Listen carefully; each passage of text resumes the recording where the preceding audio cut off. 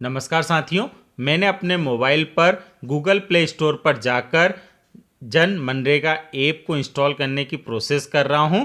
इस ऐप की लिंक आज के इस वीडियो के डिस्क्रिप्शन बॉक्स में मैं आप लोगों के साथ शेयर कर दूंगा। तो चलिए, यह ऐप मुझे मिल चुका है, अब मैं इसे इंस्टॉल कर लेता हूं। यहां पर इंस्टॉल करने के बाद मैं इस ऐप को ओपन करता हूं। ओपन करने के बाद अब आप लोग देखेंगे कि ये ऐप बहुत ही खूबसूरत दिखाई देता है। जन मनरेगा ऐप है ये।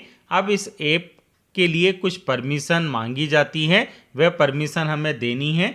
जैसे कि आप देख रहे हैं यहाँ पर परमिशन मांगी जा रही है, तो वह परमिशन मैंने दे दी है।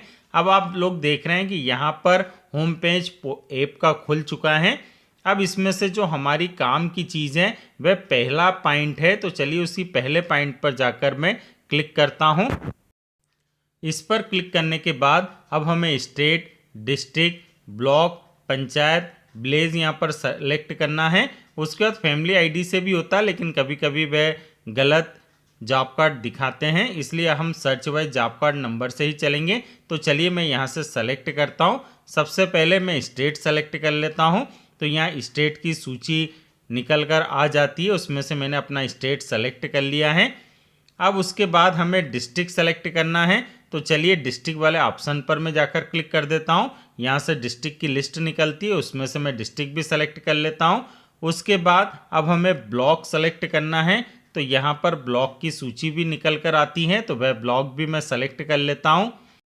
अब हमें पंचायत सेलेक्ट करना है, तो चलिए मैं अपनी पंचायत को भी सेलेक्ट कर लेता हूँ। यहाँ पंचायत की सूची निकल कर आ जाती है।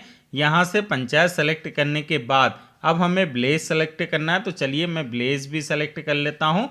यहाँ से विलेज सेलेक्ट करने के बाद यहाँ से विलेज भी सेलेक्ट मैंने कर लिया है।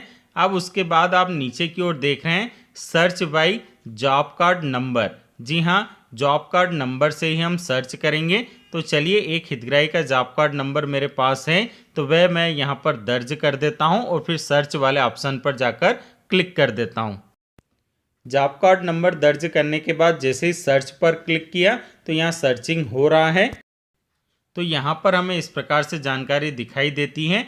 हम नीचे की ओर आते हैं, तो यहाँ पर job card number, attendance, payment, my asset, ABPS status, ये जानकारी हम देख सकते हैं। तो पहले तो आप देख रहे हैं जॉब कार्ड के तहत जॉब कार्ड डिटेल आ रही है। Job card number, head of household, father, husband name, date of registration, state, district, block, panchayat, village यहाँ पर लिखा हुआ आ रहा है।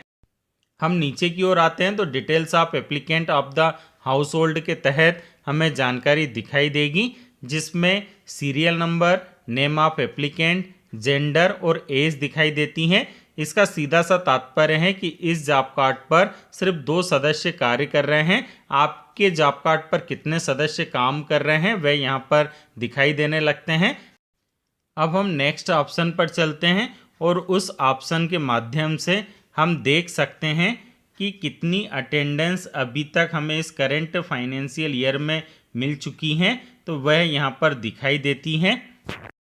अब हम आते हैं तीसरे वाले ऑप्शन पर, जो कि पेमेंट वाला ऑप्शन है, और ये बहुत ही महत्वपूर्ण ऑप्शन है। इसके माध्यम से हम ये पता लगा सकते हैं कि हमें किस मस्टर क्रमांक पर कितने दिन की हाजिरी दी गई है, साथ ही कितने का भुगतान किया गया है, किस बैंक में ये राशि गई है, उसका खाते क्रमांक कौन सा है, लास्ट के 4 अंक दिखाई देगा, और हमारे खाते में वह राशि किस दिनांक को आई है। तो चलिए वह मैं आपको दिखाता हूं। जैसे कि आप देख रहे हैं यहाँ पर 2 जॉब कार्ड पर हितग्राही है तो कार्य कर रहे हैं, तो उसमें से एक हितग्राही को हम जाकर क्लिक करते हैं।